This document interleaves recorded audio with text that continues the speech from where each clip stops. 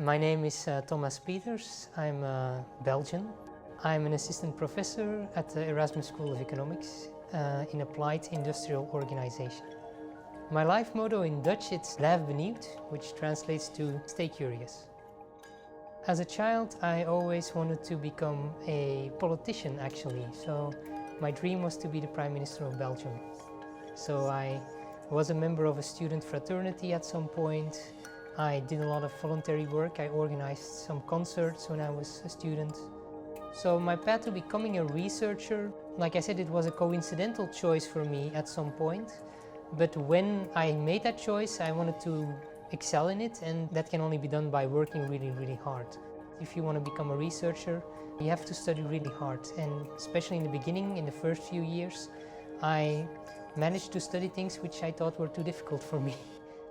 The main topics of my research are the economics of professional sports and the economics of how people matter for organizations. My paper about tourism in the 2010 World Cup was primarily motivated, I think, because of a moral feeling about how FIFA dealt with these developing countries.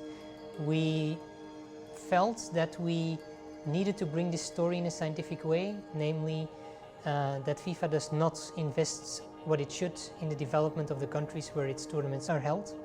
The reason that these developing countries start to host more and more of these events, I think, is twofold. First, being developing means that they're developing along, so they're not as poor as they used to be, which means that it's now technically feasible for many of them to engage in these types of events. The second reason is that in many of these countries, and think China, think Russia, the government has a bit of a bad reputation and feels that these tournaments can help polish the reputation of the country, or at least of the regime, a motivation which is absent in many of the developed countries or Western democracies, for example. I think organizing major tournaments in developing countries is not a smart idea from an economic perspective, because most of these countries will actually lose money by organizing this event. If you talk about the economic benefit, that is probably negative, because the organization of these tournaments diverts money away from the needs like education, healthcare of ordinary people, and directs it towards, in my opinion, wasteful investment in stadiums which nobody needs. If you think about the benefits, people always cite two main benefits, and one is this increased spending on tourism, and the second one is this idea that you're more open to trade and that you will attract more investments and so on.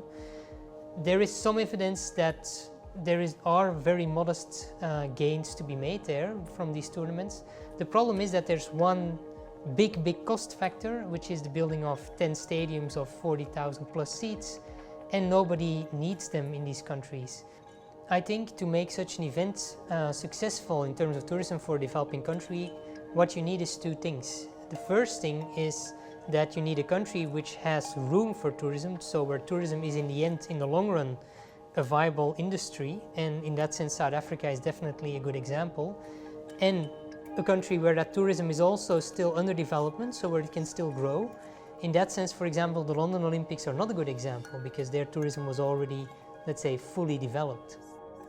The second condition is that the country needs to be at least somewhat developed enough in terms of rule of law, safety and economic terms to make it so that tourism is in the end able to sustain after the event is gone.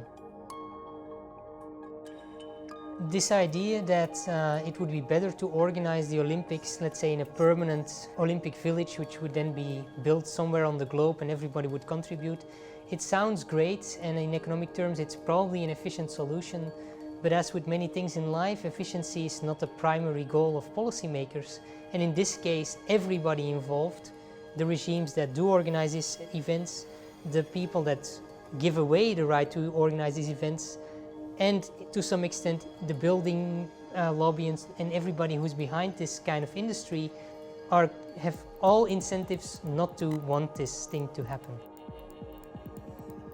My name is Thomas Peeters, and my main message to the student is stay curious, keep asking questions, and especially if people don't like your questions, you're probably asking the right ones.